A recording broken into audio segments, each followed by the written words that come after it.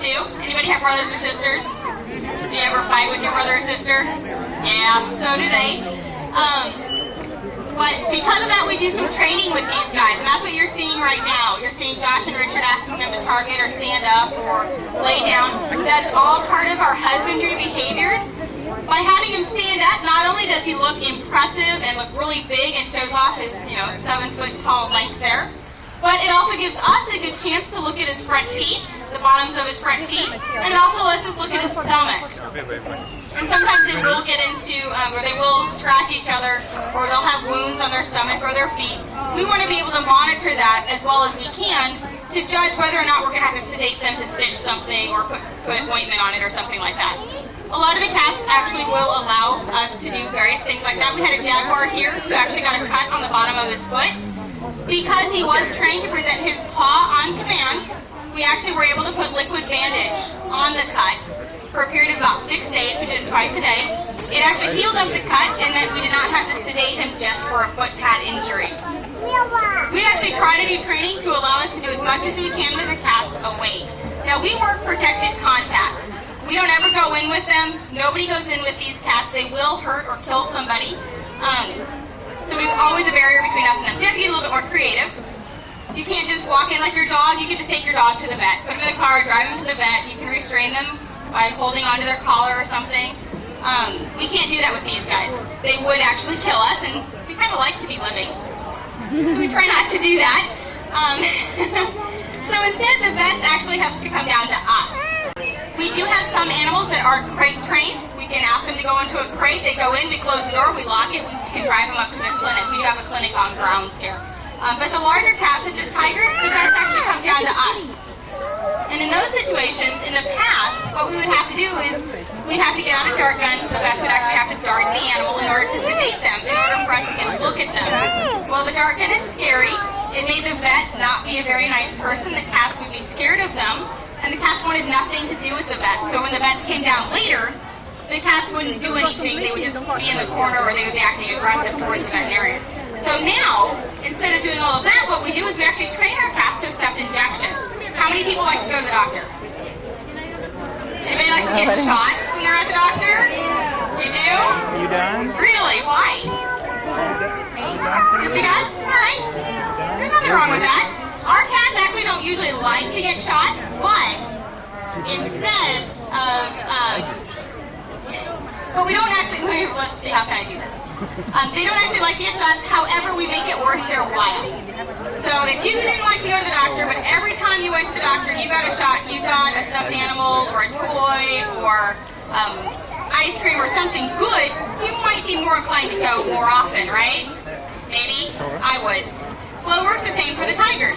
We ask the tigers to line up. We ask them to come up parallel with the mesh. We touch them with a pole or a blunt tip needle. This is how the training starts. And we give them a really big reward. Well, these guys, we don't give them small toys or we don't give them action figures or ice cream or anything like that. Instead, they will get things like raw meat or rats or goat's milk, which is what they're getting right now.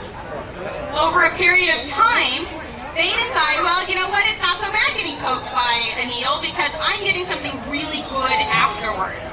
So when it comes time for their sedations, we ask them to line up, we inject them with the sedative, they go to sleep, everything's fine, they wake up, we can actually use less drugs, and they go down a lot faster because they're not all worked up and upset.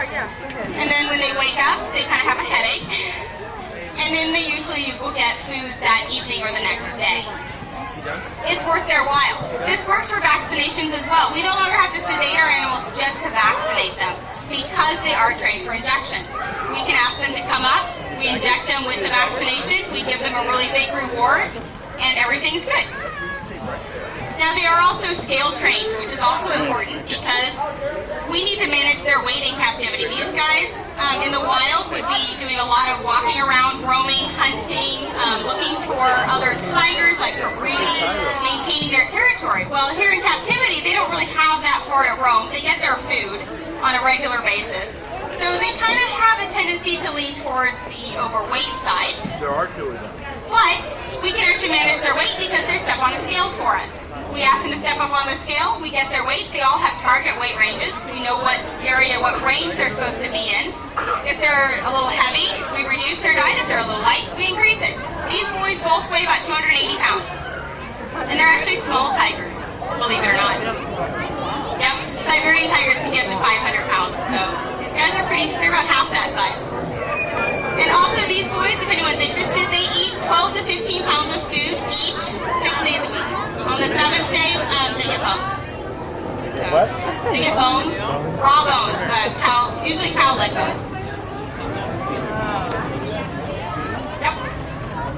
So, are there any questions? I can keep talking, but if anybody has a specific question, just get my attention. I'll be more than happy to answer it. Did you say how old they are? They're 8 years old. Yep, just a few months past 8. When's their birthday? It's in April. April 20th. How often do they go to the vet? That's a very good question. The vets will usually come do a visual check on them kind of throughout the year, but usually about once a year, once every 2 years, they're sedated for a full exam, and that's usually when they get any vaccinations. They get dentals, we get our hands on them, we'll take x-rays if we need to, that kind of thing. How long are they? Oh gosh, Josh, how long do you think they are? 7 feet? About 7 feet. Are they going to come out? No, this is as close as they're going to come. Otherwise, they'll eat everybody. Their names are Camu and Pandu.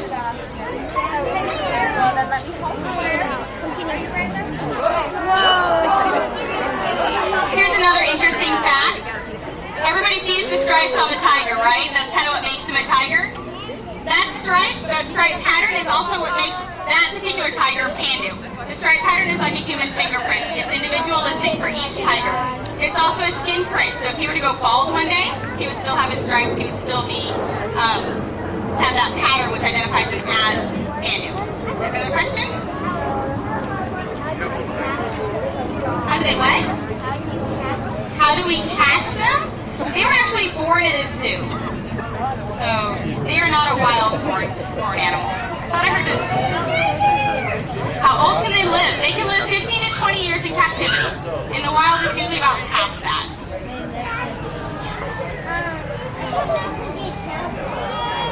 They are camouflaged, actually. That stripe and that orange, and you wouldn't believe it, but trust me, that orange background color, the white, the black stripes blend in really well with bamboo. So it does work as a camouflage as well. Have they ever eaten any of the fish in that pond? Yes, they have. Well, they haven't actually eaten it. They've caught several of them. So we usually find as much fish as there was originally. Don't think the koi tastes very good. Can they roar? Yes, they do. Tigers will usually roar when they're angry.